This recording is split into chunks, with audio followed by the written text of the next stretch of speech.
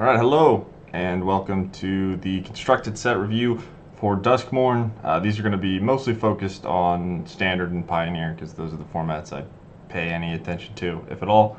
But I'll try to talk about other things of note when they come up. So yeah, let's get into it, starting with blue. We have Glimmer Burst, 4 mana instant, draw 2, make a 1/1 enchantment creature.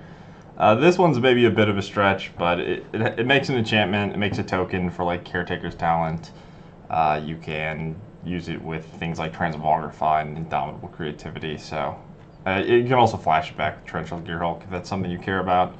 So put that one on the list. Probably not too much of note, but I figured I'd throw it on there. Next up is Fear of Isolation. It's a 2 mana 2/3 flyer. When you cast it, you have to return a permanent as a cost. So this is sort of like a core Skyfisher, but the important part is that it's an enchantment, so it triggers Eerie. So if you have Eerie cards that you care about, or maybe you just have like Oath of Nissa or something like a Hopeless Nightmare. In Standard, if you want to build an Eerie deck, you could play your Hopeless Nightmare, play your Fear of Isolation, play it again, your opponent takes 4, you get 3 Eerie triggers, they discard 2 cards. So you can see how it would be useful. But this is just a cool card for some synergy stuff. Not the type of thing that's particularly great in constructed Magic in the current year, but probably worth keeping an eye out on. It's a cool card. This is the type of card I want to be good in Magic for sure. Alright, next up, Silenthle Creeper. 2 mana 1/1, can't be enchantment creature, can't be blocked. And then when it deals damage, choose one that hasn't been chosen. Get 2 counters. Draw a card, or it becomes a copy of another creature you have. So if you copy another thing, it loses the other text. So ideally you're playing this, hitting, drawing a card, or if you're racing, you can grow it. And then maybe you could copy something like some sort of lifelink creature. I'm not exactly sure how this works with prototype cards. I assume you don't get the big version. I think their mana value is sort of locked. But it's a cool card. Again, I don't know if this is the type of card that's good in 2024, but it is good at setting up Delirium. Like if it dies, it's an enchantment and a creature. And you could play it in things like Gix decks. Also, if you curve this into Preacher of the Schism, that's a pretty reasonable curve, where you just played a 2 mana Preacher of the Schism. So yeah, definitely worth keeping an eye out on. Alright, next up we have Entity Tracker, which is a 3 mana 2/3. We've seen cards like this a lot in the past with Constellation, just things that draw a card whenever an enchantment enters the battlefield. This one works with Eerie, which works for unlocking rooms. That doesn't matter too much for constructed, I don't think, but it does have Flash, which is really nice. Maybe your opponent thinks you just don't have anything to do, so they tap out against your like Auras deck, and then you can flash this in. So yeah, I think the flash is relevant. It sort of protects itself in that way. Can't die to sorcery speed removal. Not that sorcery speed removal is particularly playable, but a nice added bonus. And cards like this can be good. Also, it being in blue opens you up to different possibilities. Earlier I showed like Hopeless Nightmare and the fear that bounces your enchantments, so you can get a ton of extra value from that. So worth keeping an eye on. Probably not going to be a constructed playable card, but maybe if you have some good enchantments that are removal, you could play like a blue-black enchantment deck, so that would be cool. Next is Get Out. Just like typical modal card that could see play. Blue for counter a creature or enchantment, or return 1 or 2 creatures and or enchantments you own to your hand. So you can use it to pick up your Hopeless Nightmare or whatever. You can save your creatures and you can counter spells. The cost is restrictive, but probably a useful effect that we'll see some amount of play at some point in Standard. Alright, next up we have the Mind Skinner. A lot of people probably excited about this card. I don't know how good it's going to be, but it's blue for a 10/1. Can't be blocked. If source you control would deal damage to an opponent, prevent it, and mill that many cards instead. So this hits them and mills them for 10. I don't know if that is super important for constructed, but I did want to point out that if you have the Mind Skinner and you curve it into Insult, which says damage can't be prevented, and your sources deal double damage, you can attack your opponent for 20. So this is a turn 4 kill. It dies to like anything. It does notably dodge an unrevolted Fatal Push. But if you want to meme, this is something you do in Pioneer. Otherwise, you know, do whatever you want with the Mind Skinner. Live your life. All right, next up, the first Overlord. Overlord of the Flood Pits. 5 mana, 5/3, flying, ETBs or attacks, draw 2 cards, discard a card, and it has Impending 4 for 3 mana. So this is a lot like Suspend. You cast it for cheaper, and it will sit in play, taking counters down, and eventually it will become a creature that can attack. Notably, these also trigger up the Beanstalk, because the casting cost on the stack is 5. So all of these will trigger up the Beanstalk, which I think is probably going to be a pretty big deal. You could sack these to Enigmatic Incarnation. You can blink the enchantment with something like Touch the Spirit Realm. These trigger Eerie. There's a lot of reasons I think these are good.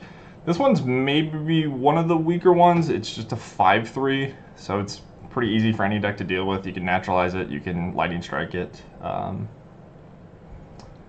But this lets you curve into like Reanimates. You can play it on 3 and play the new 4 mana Reanimation spell if you want. And it seems like a reasonable card. It works with Devotion. Like, you can play this on 3 and then play your Master of Waves or whatever. So I think all of these are good. All of these are potentially playable. This one maybe is the one I'm least excited about, but I don't think that it's a bad card. All right, this card is definitely one of my favorite cards in the set. I've already built a bunch of decks with this card in mind. We have Abant Oculus, which is a creature eye, 3 mana, 5/5 flying. As an additional cost to cast it, exile 6 cards from your graveyard. At the beginning of your opponent's upkeep, which is very notable, manifest Dread. So this kind of feels like an ETB, where your opponent has to have mana up and instant speed removal. Otherwise, it's going to immediately go to your opponent's upkeep and your 2/2. But yeah, there's a lot of... I think the most obvious place this goes is the Monastery Mentor decks in Standard, where you're milling yourself anyway, so you can cast this. I think the blue Read Ahead Saga is pretty strong. I can't remember the name of it, but it's like it's like cast a spell that costs 2 or less, then mill 4, and then you can flashback a spell. So if you play that on 2, you can pair it with another spell and then mill yourself and just have this ready to be castable. Also, you can just reanimate it with Helping Hand. And one of the things I've been building around in Pioneer with this card is Eldritch Evolution, where you can play an Elvish Mystic on turn 1, and then just Eldritch Evolution it away. You can play a Boreal Grazer too. And then you just have this thing in play on turn 2. So if you have ways to protect it, it can just run away with the game. It's immediately 7 power and then 9 power, so pretty strong thing to be doing on turn 2. I don't know if that cuts it in Pioneer, but it does dodge an unrevolted Fatal Push and can potentially run away with some games. So this card's really exciting to me. I hope that it's good. It might not be good. Notably, you can manifest it and then flip it face up. That's a way to cheat it into play as well. So that might matter for Standard if this is the type of thing you want to do. But yeah, this card rules. Also, you can collect a company into it. Kyle's Reconstruction. There's a lot of different ways to try to get this thing into play. All right, next up is Don't Make a Sound. I'm not going to spend too much time on this card, but I do want to note that if you are playing a combo deck, it can be scary to play against this card. Similar to Make Disappear, you can't get the full counter, but maybe your deck doesn't have a bunch of creatures in it, or maybe you don't want to sack your token because you're playing Transmogrifier or Indomitable Creativity.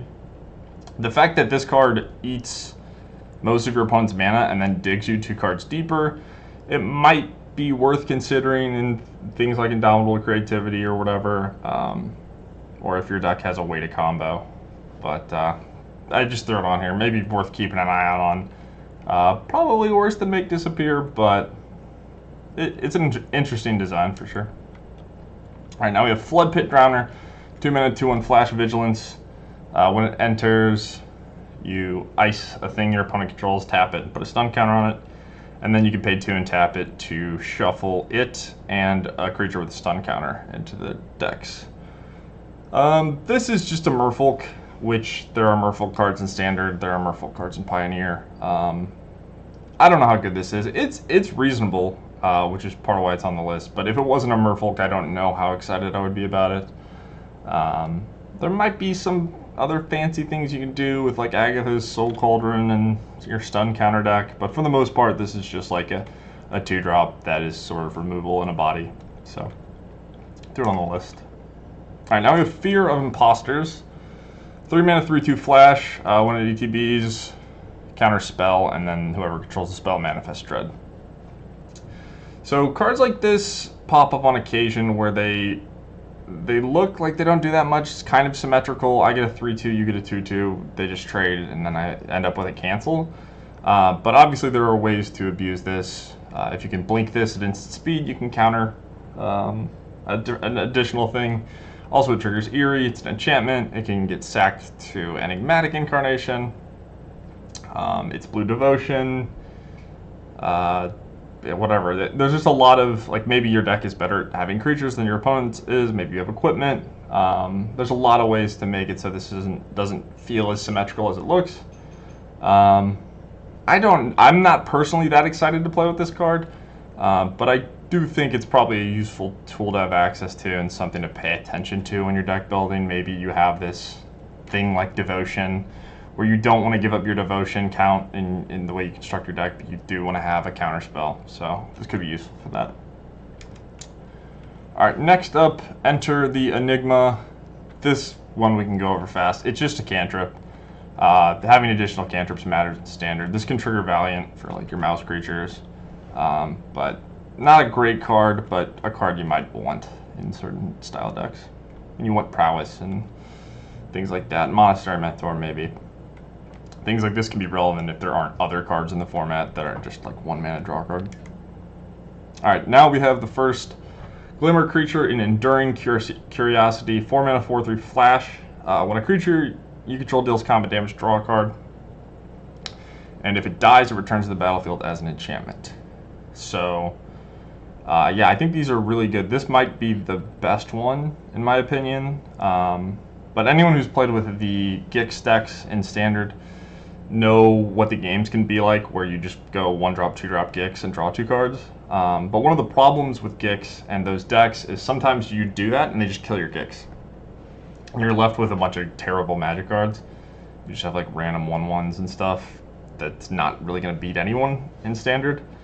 But this card's different, right? So if it costs more mana, but if your opponent has Go for the Throat, it doesn't really matter, because if they kill this, then all your creatures draw cards. If they kill your creatures, well, then you still have a 4/3, and one of your other creatures will start drawing cards. So this card seems really powerful, specifically against black decks. It's a cat, if that matters. You know, you can sack it to Enigmatic Incarnation, triggers Eerie, all that stuff.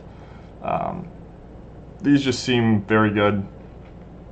I think you can maybe make an argument that black has been sort of out of balance in Standard, and I think these will sort of course correct in a way.